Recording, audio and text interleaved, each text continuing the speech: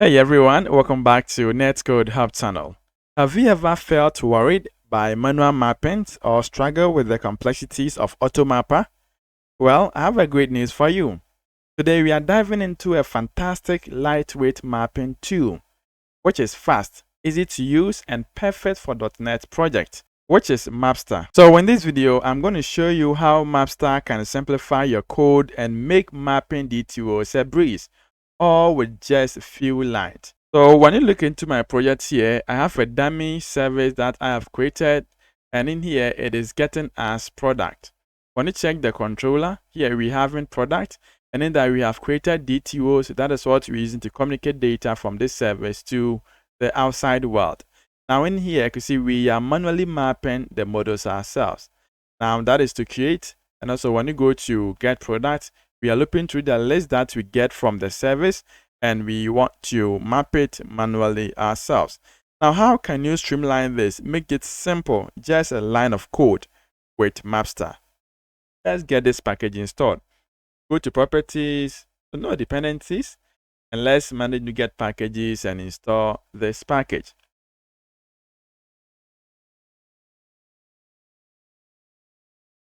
So that is master, the first one. Make sure you install this package. After the installation, let's go to our controller, and in here, let's start with the create. We can comment everything from here. Let's comment this, and with just one line, we can so map this model. So let's say this is product. Then let's say this product that we have dot that's the adapt. This adapt is coming from the Mapster. Then let's specify our model that we want to adapt or convert to, and that is all. Look at the last one. Now here, let's also comment this. Oh, this is also part. Now let's come here, and let's say once we get this product list from the service, we want to go and adapt this. We're going to say that this product,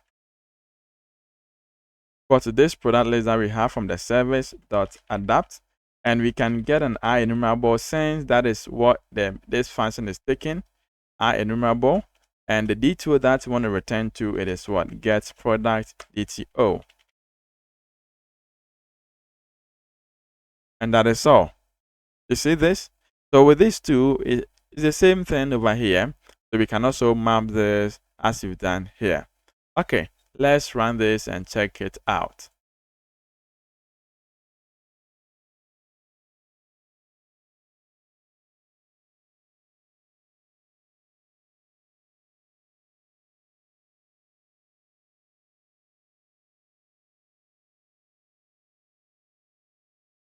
So if I click on create product and I want to add product, this is new product, click on execute, and this should be added to the list.